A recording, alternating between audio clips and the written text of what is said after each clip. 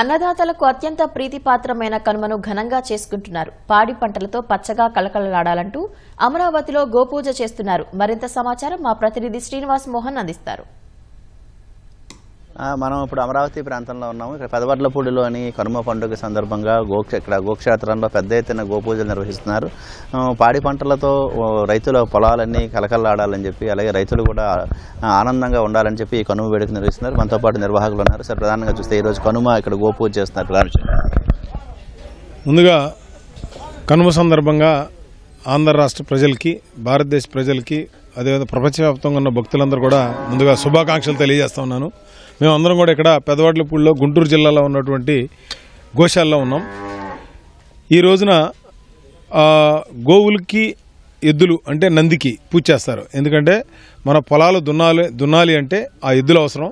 మరి పిల్లలకి తల్లి చనిపోయినా కూడా పాలు కావాలంటే ఆవు పాలతోనే మనం వారికి పిల్లలకి ఆహారం ఇస్తాం. ఈ రోజున ఆవు నెయ్యి కానీ, ఆవు పెరుగు కానీ, గోమూత్రం కానీ, అన్నీ కూడా ఒక అమృతంతో సమానం.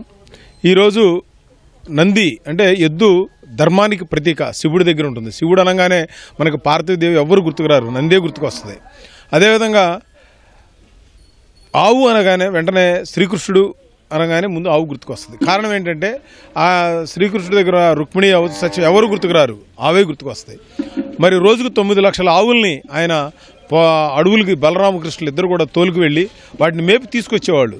ఇది మన కృతయుగం కావచ్చు, ద్వాపరయుగం కావచ్చు, త్రేతాయుగం కావచ్చు, వాళ్ళు ఇచ్చినటువంటి ఆ ఆవుల యొక్క మహిమ గురించి ఈ రోజున ఈ జనరేషన్ తెలియాలని అవసరం ఉంది. కలియుగంలో మనం యజ్ఞాలు చేయలేం కాబట్టి ఆ యజ్ఞం బదులు ఆవులకి గనక ఆహారం పెట్టినట్టయితే అది చాలా మంచి జరిగి మనకున్న దోషాలు పోతాయి. ఆవులో 33 కోట్ల దేవతలు ఉన్నారు. అదేవిధంగా ఆవులో నవగ్రహాలు ఉన్నారు. అదేవిధంగా మన పితృదేవతలు కూడా ఉన్నారు. ఇవి కాక మనం ఆవుకి ఏదైతే పెడతామో అది అగ్నికి పెట్టినట్టుగా మనం భావించాలి. ఎందుకంటే మనం హోమం చేస్తే అగ్నిలో వేస్తాం. అదే కనుక ఆవుకు పెడితే యజ్ఞం చేయాలంటే 10 లక్షలు ఖర్చు అవుతుంది.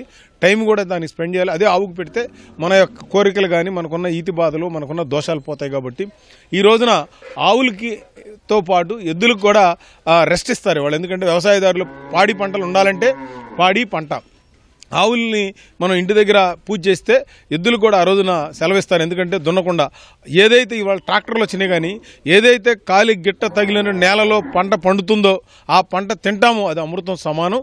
అందుకని వాళ్ళ ఆవుల్ని పెంచాలి, ఎద్దుల్ని పెంచుకోవాలి, ప్రకృతి వ్యవసాయం చేయాలి. అందుకని వీళ్ళందరూ కూడా ఇక్కడ భక్తులందరూ కూడా ఆవులకి పెడదాం. ఈ రోజున వాళ్ళ పితృదేవులకి, వాళ్ళ యొక్క పిల్లల గురించి, వాళ్ళ యొక్క బంధువుల గురించి మంచి జరగాలని కోరుకుంటున్నారు. సత్యనారాయణ ప్రధానంగా ఏంటి సార్ మీరు ఎలా?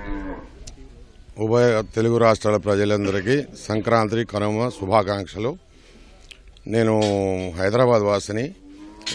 నా చిన్ననాటి స్నేహితుడు నాగభూషణం గారి దగ్గరికి ఈరోజు రావడం జరిగింది. ఇక్కడికి వచ్చి నేను షిరిడి సాయిబాబా ఆలయంలో పూజలు చేసి గోశాలకు వచ్చాను. ఇక్కడ చూస్తుంటే చాలా సంతోషంగా ఉంది.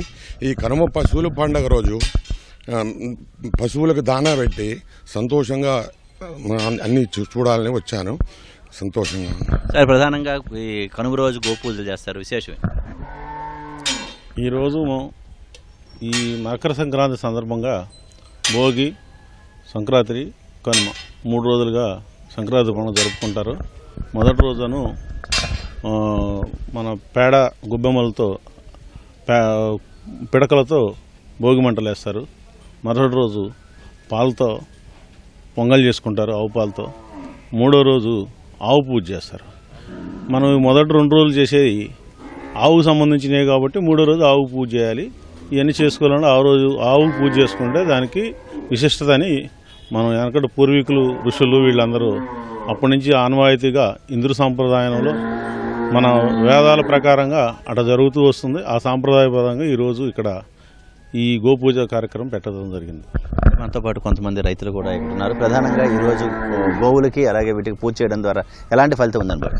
ఈరోజు కనుమ పండుగ రోజు పెదవడ్లపూడిలోని గోమాతా గోక్షేత్రంలోని పాతూరు నాగభూషణం గారి ఆధ్వర్యంలో ఈరోజు గోపూజ మరియు గోవులకి పండ్లు కానీ మనం తినే సమర్పించడం జరుగుతుంది. ఈ విధంగా గోపూజ చేస్తే కనుక పితృదోష నివారణ జరగడం కానీ, అలాగే మనం ఏవైతే మన పితృదేవులకు సమర్పించుకుంటామో అది గోవు ద్వారా అయితే సత్వరం చేరి మరింత పుణ్యఫలం మనకు లభిస్తుందని చెప్పని ఈ కనుమ రోజు మేము ఈ సేవా కార్యక్రమం పాతూరు నాగభూషణ్ గారి ద్వారా చేపట్టడం జరిగింది. మీరు పాల్గొన్నారు, ఇవన్నీ ఇస్తున్నారు కదా, సంతోషంగా ఉన్నాం.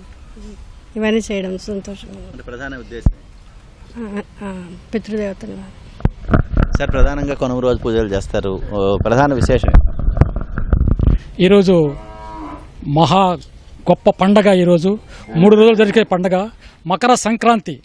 సంక్రాంతి అంటే మరి సూర్యుడు దక్షిణాయనం నుంచి ఉత్తరాయణకు వస్తారు.